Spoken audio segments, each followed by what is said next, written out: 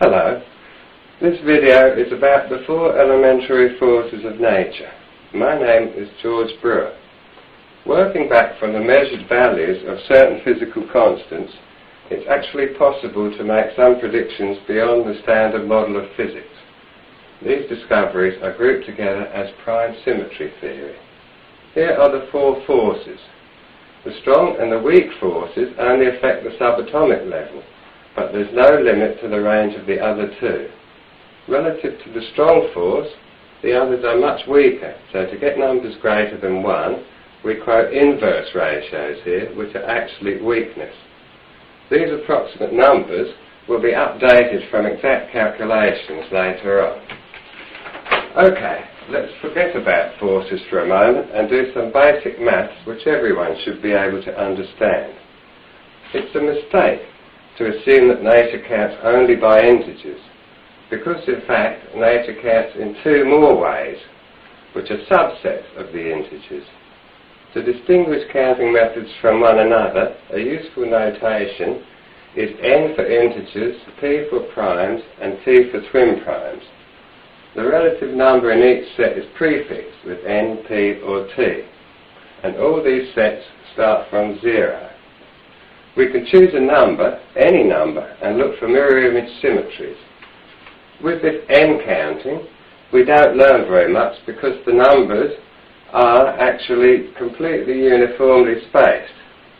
But the most important symmetry here is that of positive and negative numbers. On the other hand, with primes, we will use 5 as an example. This is called a balanced prime because it shows a one-fold prime symmetry with a prime either side of 3 and 7. Nevertheless, it's the symmetry of primes about twin primes that is the most interesting. In this theory, a twin prime must divide by 6, so the first twin prime is 6 and not 4, by the way. For example, look at twin prime 2, the number 12. It has this two-fold prime symmetry of 7 and 17 and 5 and 19. 3 is prime, but 21 is not, so there is no third level symmetry. The big question is, which twin prime has the most perfect symmetry of mirror image primes? Which brings us on to Brewer's conjecture, which states that the mirror image symmetry of the set of consecutive primes on either side of the fourth twin prime is unique, in that the intervals between these primes form a second set of primes that also shows symmetry about the twin prime pair. Let's have a look. Here is the four-fold prime symmetry of twin prime 4, the number 30. The four intervals are 7, 11, 13, and 17. As Brewer's conjecture says, these four intervals also have a symmetry about a twin prime, and this is twin prime 2. What we can do is overlap the 13 and 17 to obtain a list of 12 primes.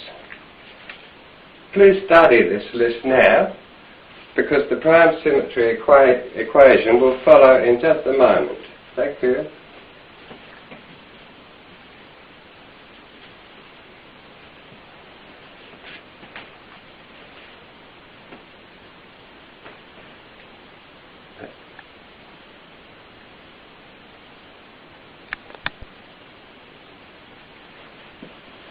Hello again.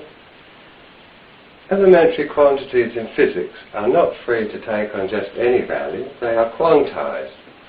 To quantize something physically measurable means to restrict its magnitude to a discrete number by applying a mathematical equation. Unique quanta come from unique symmetries, and the unique symmetry of Brewer's conjecture gives input parameters to the prime symmetry equation. All four forces are quantized in proportion to solutions of this equation. A, X and Y are set by Brewer's conjecture, while D depends on the range of the force. For a force of long range, parameter D is 3, and for the short range forces, it's 0. Now, to discover parameter A for forces, we must return to the list of 12 primes that we generated by Brewer's conjecture. Adding prime 53 completes the list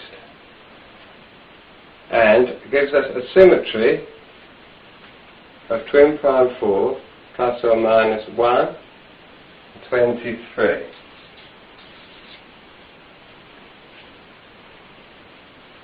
Now, parameter A has the same value for all 4 forces, although it does take on other values when this equation is extended to rest masses. This value is got by multiplying the 4 primes given here. And it actually comes to this when you divide it by 2, which we must do. Okay.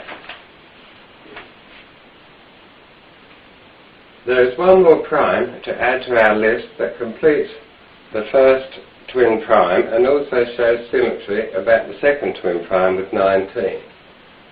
This is the prime number 5. What it means is that we now have a complete T2 to the power n symmetry for n equals 0 up to n equals 2.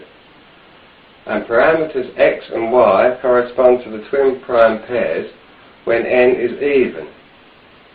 These are 5 and 7, 29 and 31, which are prime 3 and prime 4, prime 10 and prime 11.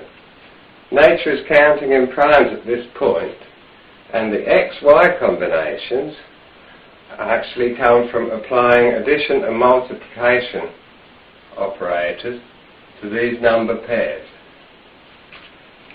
as you can see in this table. Okay, this table here brings all the parameters together. In a calculator-friendly format, this is the prime symmetry equation. What I will now do is write in the results of these calculations. The first one is 1. And then we get for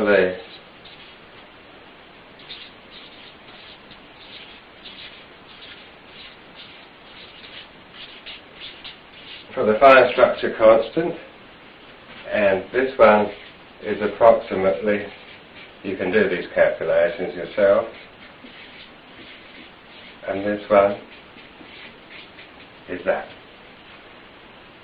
The fine structure constant has been measured to a high accuracy, and you can actually compare it to the value given by the CODATA organisation.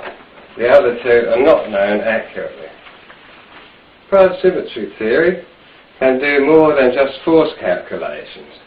It actually extends into predictions of the relative rest masses of all the particles shown here. Anyway, if you didn't enter this video through my website, then I recommend you to visit www.primesymmetry.com. Okay, I'll leave you with the calculations. And you should work on those. Thanks very much for listening, and bye for now. I hope you got something out of it.